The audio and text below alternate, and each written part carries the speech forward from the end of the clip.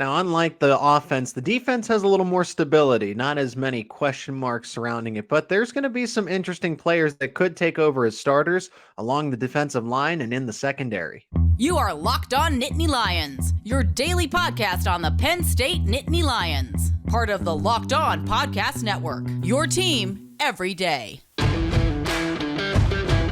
Thanks for making Locked On Nittany Lions your first listen and watch every single day. We are free and available wherever you get your podcasts. I'm your host, Zach Seyko, and I am joined again on part 2.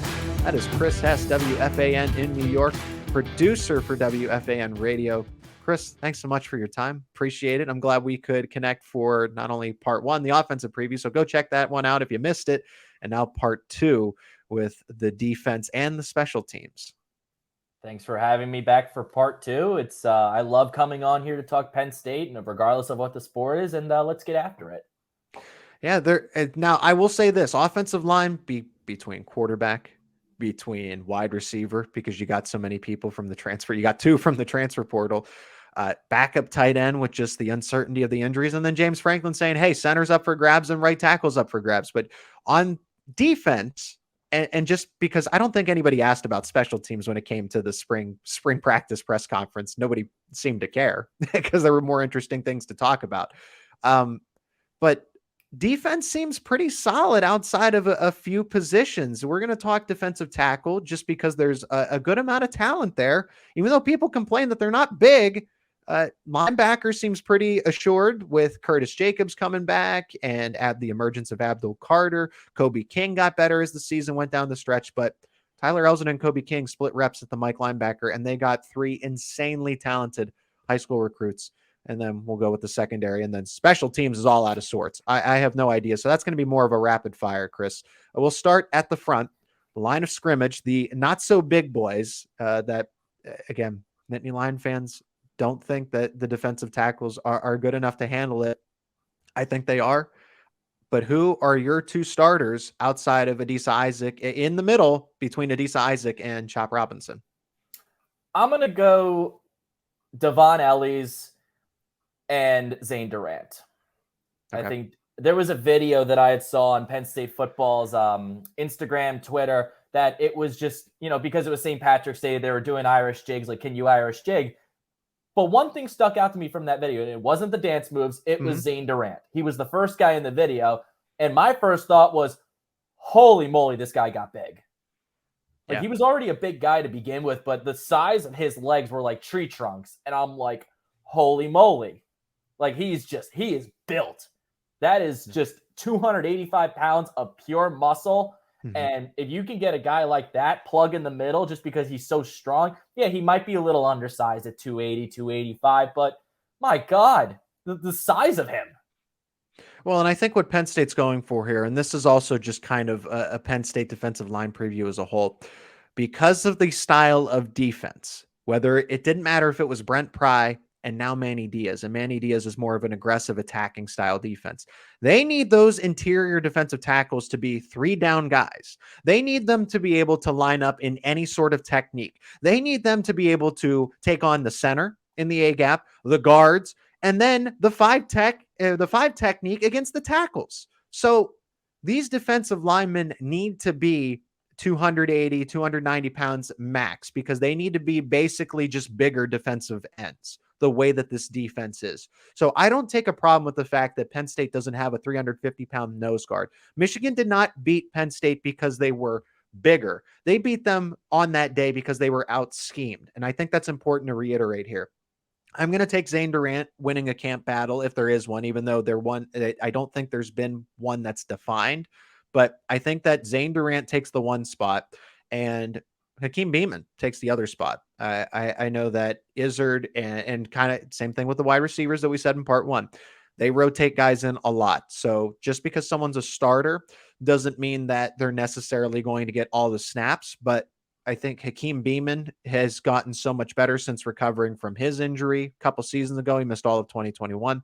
Led the defensive line in pass deflections. Let's not forget about that. So even though he doesn't get to the quarterback every single time, he gets his hands in the throwing lane, and that creates turnover possibilities. So that bodes well for Penn State. And he's a veteran. He turned himself into a leader. I'm going to go Hakeem Beamon and Zane Durant. Zane Durant ultimately, because Beamon is a starter, Zane Durant ultimately jumps Keziah Izzard and Devon Elise, in my opinion. I think there's a good chance that we see that, but it's such a luxury when you have 3 guys on your depth chart at the nose tackle position. You could stick any one of them out there and feel more than comfortable. And also, I think a sleeper breakout candidate on the defensive line is Jordan Vandenberg. He reminds me a lot of Robert Windsor. Same body type, same technique. And when they hit you, oh, you hear it. Those guys were mean, nasty, and helmet right to the chest. You hear it from wherever you are in the stadium or in the press box, wherever it might be. It's loud and it's violent and it's nasty. And oh man, he's so underrated too. He was a great find in that recruiting. I think it was a 2021 recruiting class out of Iowa Western Community College. He's insane.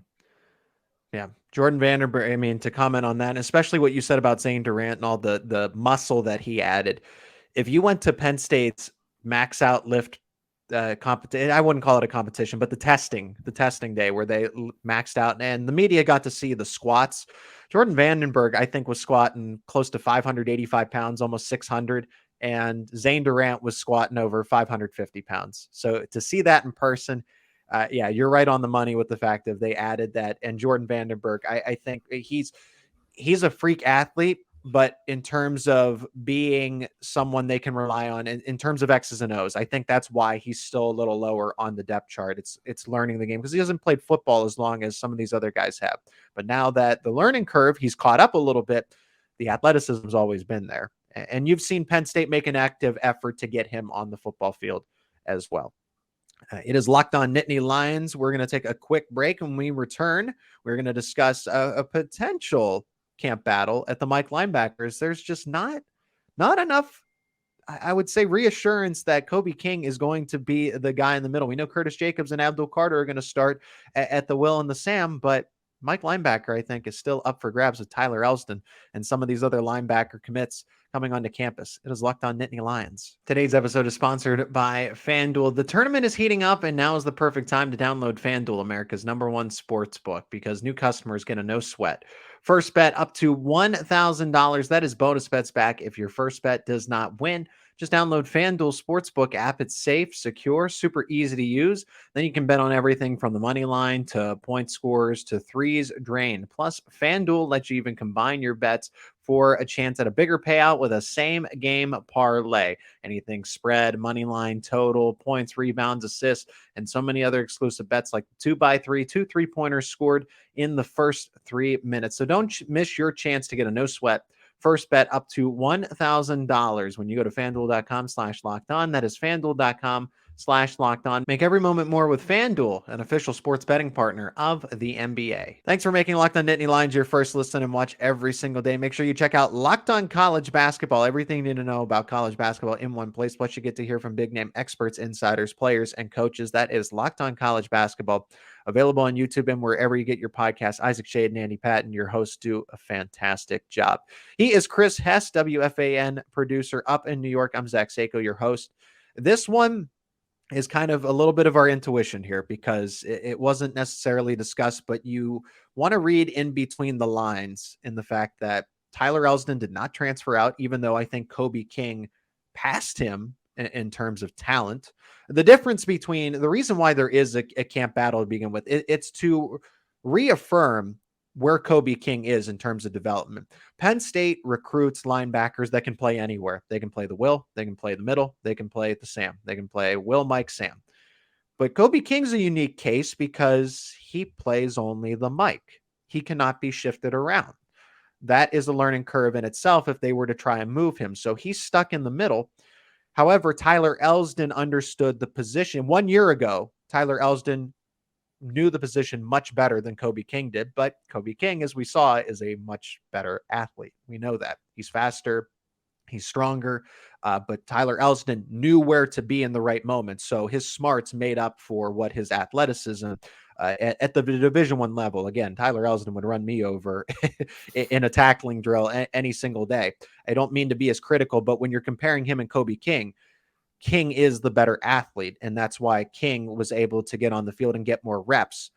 So Do we think that Tyler Elston maybe worked on some athleticism here in the offseason in camp? Is Kobe King so much better at the Mike linebacker position that he is essentially, the captain of the defense? He's calling plays and shifting the formations on the defense.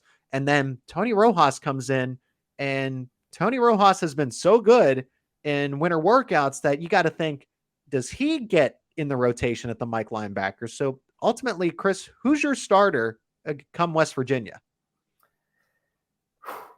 I'm going to say it's Kobe King, at least for the time being. But like I'd mentioned with all the other positions, it's a fluid situation. Yeah. If Tony Rojas continues to just work his way up and puts on a little bit more weight, because he's already put on an ungodly amount of weight, good weight, in the first couple months of being on campus. He's well north of 200 pounds now, maybe even the 215, 220 range. Yeah. If he's around there to start, that's perfect. But I'd say it's King for now. But if Rojas just continues to impress, you can't keep that guy off the field. And he's one of those cases also, you could put him anywhere. Doesn't matter where you put him. You could put him on the edges. You could put him in the middle. Doesn't matter. The guy's going to make plays. Yeah, I agree with that. And I've heard a lot of good things about Tamir Robinson as well. You're missing Kavion Keys. He did not enroll early, but Robinson and Rojas have gained already the respect from the locker room, just as young, true freshmen right away. So don't discount Tamir Robinson either. I think that he could also see some reps. He's not just he's an instant red shirt. He's probably going to have that yellow light, that red light, yellow light, green light. I think Rojas is going to have the green light. There is going to be an effort to burn his red shirt. And then Robinson's still going to, you got to have to prove it because I think because Robinson's listed right now on hypothetical depth charts as a Mike, if you can believe that. And Rojas is listed wherever, wherever Penn State needs him to be, because I think he's going to be a backup at all three. He's going to be the number 2 behind Jacobs, behind Carter. And that's saying something with guys like Dom DeLuca and Keon Wiley, who have made a lot of progress in their own right. I mean, I love this linebacker room. I love it. Yep. I love it. I love it. And I love the edge that Dom DeLuca plays with also. He reminds me of like your early 2000s Penn State linebackers, a little bit on the smaller side, but plays with that blue collar toughness, like a bone needs to be poking through him for him to be not on the field. Absolutely. Let's step aside for one more break, and when we come back, the final segment of Locked On Nittany Lions, where we'll talk about the secondary, which, aside from Kalen King, I think is completely wide open at the safety spot, the other cornerback position, and then briefly we'll talk about special teams because there are so many question marks when it comes to kicker, punter, punt returner, long snapper.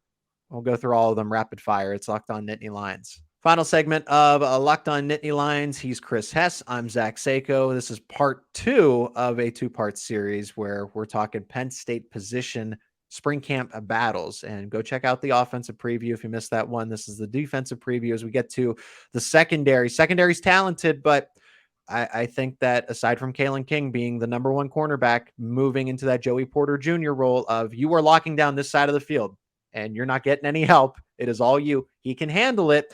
But then Storm Duck comes over in the transfer portal. Johnny Dixon's back. Who's going to start there? The safety spots, even though Keaton Ellis returns, I'm not sure that he's essentially safe in that spot, even though I think when you talk to Chuck Losey, for example, the strength and conditioning coach, that he said that specifically Keaton Ellis has turned into the leader that Jair Brown was a season ago. But that's leadership. Ultimately, leadership can only go so much. You need to be a star on the football field as well, even though Keaton Ellis was a starter. But Jalen Reed's gotten better. Zach Wheatley's getting better. A guy like KJ Winston is emerging slowly. Let's start with that second cornerback spot, though, because I think that's very important. When you go out, you assume that Kalen King and Johnny Dixon are going to be your starters. I know you're not going to be able to replace Joey Porter Jr. Kalen King's good, but you can't replace the individual itself in Joey Porter Jr. Kalen King is a different cornerback, and you're going to have troubles replacing Kalen King. It's just not going to be done, okay, when his career at Penn State's over. But on the other side, Storm Duck, Johnny Dixon, I feel like if they were overly confident that Johnny Dixon could be the number 2, they wouldn't have gotten Storm Duck. So, and everything that I've read and that I've heard is that Storm Duck is all business. He's essentially become a leader in a short amount of time, even though he's been on campus for now, 2 months, 3 months. I like Storm Duck as the number 2 start, essentially as a 1A, and then Johnny Dixon again becomes that 1B at the number 2 cornerback spot. I'm right there with you. When you bring in a guy like Storm Duck, who has played a lot of football, you need him on the field. He's the veteran. He's seen a lot of football. He's played a lot of football. He knows how it's supposed to be run. He's all business, like we had read before, and just the way he conducts himself. He conducts himself like a true leader, and even at North Carolina when he was on the field, you could just tell he was in full control out there, and I can't overstate what it means to have a guy like that in your room and on your team. Yeah, and Storm Duck, who was named second team All-ACC on possibly the worst Division I secondary in all of football when it came to the North Carolina Tar Heels, and he was still second team All-ACC. So imagine what he can do with a little extra talent around him. And North Carolina's defense as a whole was just a wet paper bag. And I will say this, one of the worst Power 5 conference defenses. Awful.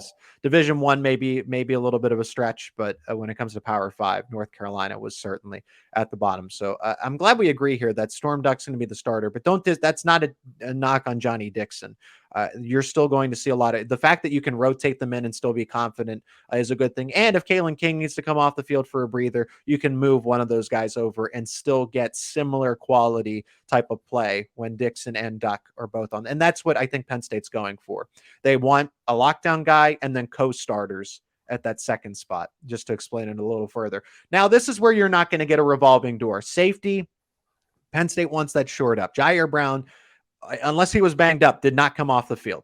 He never came off the field.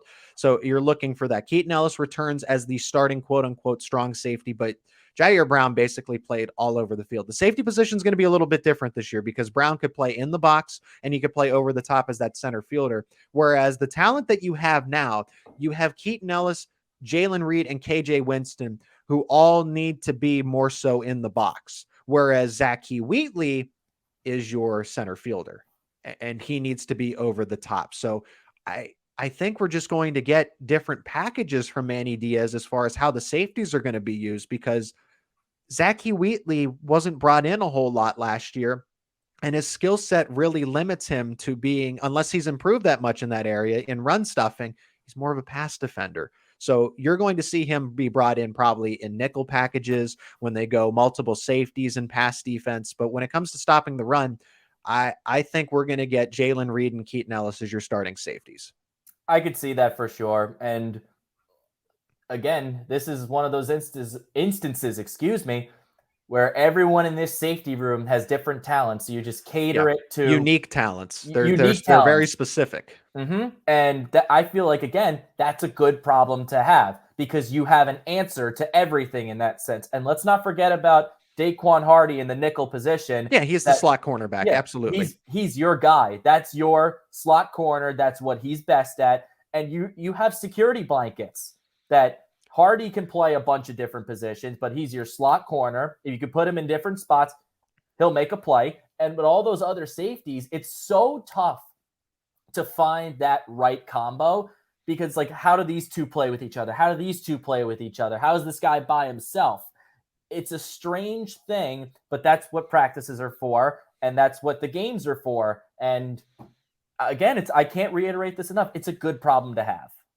If we're looking at a base defense, a 4-3, first and 10 at the 25-yard line after a touchback, Keaton Ellis will be your quote-unquote strong safety, and Jalen Reed will be your free safety, even though they're going to more or less act as extra linebackers because that's just the way they are. And then when it's 3rd and 10 after Penn State makes 2 incredible stops on 1st and 2nd down, it's a nice fantasy there, right? That's when Zach Wheatley, and they'll go probably 3 safeties there where they bring in Zach Wheatley as an extra coverage guy. Maybe they take Jalen Reed off. But KJ Winston is also making noise as well. There's somebody there. It seems to be that the word on the street is that Keaton Ellis and then KJ Winston and then Jalen Reed and then Zach Wheatley. So this is kind of a 1 and 2 position camp battle for the safety spot. It's going to be fun. I could say that because all 4 of those guys, all of those safeties are incredibly talented. I'm just excited to see it come together. Yeah. So, and it's not Jalen Reed. He's recovering from his injury very well, too. He sustained, I think it was a shoulder injury in the Rose Bowl. It was an upper body injury. Let's just say that. And he's recovering well. King Mack and Mekhi Flowers can also be in that conversation for the number 2 spot, but Zach Wheatley, I'm going to give him the nod because you just can't keep him off the field when it comes to passing down situations. Like he is a ball hawk. But if Penn State is going to move towards a more he's the center fielder, and this guy's down in the box making hits as an extra linebacker, kind of like the Ryan Clark, Troy Paul. I'm a Steelers fan, so that Ryan Clark, Troy Polamalu type of dynamic, then you might see more of a Zach Wheatley and a Jalen Reed, or a Jalen Reed, Keaton Ellis, where they rotate and Zach Wheatley's playing back over the top. But because Jair Brown was so dynamic that he could play anywhere, he was the only guy who could play center field. Outside of Zach Wheatley consistently. So Penn State, I think they have an abundance of true strong safeties, but not many of your traditional Ed Reed free safeties where they just read the quarterback and make a play.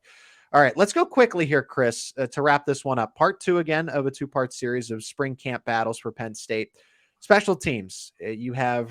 I'll start at punter because Barney Amore did very well last season.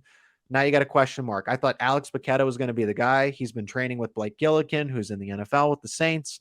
Then why do you bring in Riley Thompson out of the transfer portal? Do you think that's just for him to be a holder? I've heard that that's for him to hold kicks, that Alex Bacchetta can't do that, or they don't feel confident enough in him, or that Bacchetta's not ready. So what's your take on this? I don't know. I like Bacchetta. I really do think it's Bacchetta. I like Bacchetta too, but that's why you hold these competitions. May the best guy win. And Thompson brings that interesting Australian rules football background that he was a strong punter for Florida Atlantic and was an all-conference USA selection. But this is a guy that's got a boot, and you can't count that out. Bacchetta was one of the best punters in the country when he was coming out of high school. Yeah. And Thompson had a great year last year as an Owl. So if you're just bringing him in to hold, okay, cool. But if you're bringing him in to compete for the punter job too, which I'm sure they're doing, obviously, I feel like you can't go wrong with either one. Choose one, let them boot the ball downfield, whatever they need to do. That's fine with me. And then kicker. You don't have a start. Jake Pinniger, he's going to enter the NFL. He's not going to get drafted. He'll get signed somewhere. But Sanders Sahadak, and then again, if you were so confident in Sanders Sahadak, why do you bring in Alex Felkins? So here we are again. I'm going to keep it simple here. I say Sanders Sahadak because he's been with the program. And Alex Felkins is not on scholarship, actually. He's going to be a preferred run-on here. So I'm going to go with Sanders Sahadak. I'll go with Sahadak as well, just because he adds a different dimension to your kicking game, that he's got a nuclear ballistic missile for a leg. I think the biggest thing with him is just working on accuracy, because he's got the power, he's got the talent. He was the number 1 kicker in the country in his recruiting class. Just get the accuracy down and you'll be okay. Kickoffs then, because of what you just said there, this makes my decision easier. I was going to go with Sanders Sahadak. Gabe Wosu's also in this competition as well. I imagine they're going to let Riley Thompson and Bacchetta get a crack at it. But I'll go Sanders Sahadak, since when Pinniger, he ultimately took over kickoffs, but they were rotating Wosu and Sahadak, and it seemed like Sahadak was out there a little more frequently. I'm going to go with Sahadak here. I'll go with Sahadak too, but I think Wosu gets some action as well. All right, and then punt returner, kind of saved the best situation for last. This is a fluid situation. I kind of asked around, gathered some information. Who do we think is going to take over? Because you lost both Parker Washington and Mitchell Tinsley. Everyone just assumes it's Caden Saunders, but I'm getting that sense that it's kind of a first come, first serve type of thing here. It's not, well, Caden Saunders took some reps a year ago, and that doesn't matter from what I'm gathering. Like, this is completely open. It could be anybody. It's probably going to be a wide receiver, but it could be Trey Wallace. I can tell you who it's not going to be. It's not going to be Dante Cephas, and it's not going to be Malik McLean, but it could be Liam Clifford. It could be Trey Wallace. It could be Keandre Lambert-Smith. My vote's Keandre Lambert-Smith. I'm going to go off the beaten path a little bit. Okay. Because this player is an intriguing prospect to me. Anthony Ivy. All right. I think. State your case. When you have a guy who has 4.3 blistering track speed. And he's working his way up the wide receiver depth chart. And just if you watch his highlight films, oh my God, the guy runs like the wind. So you could put Saunders back there.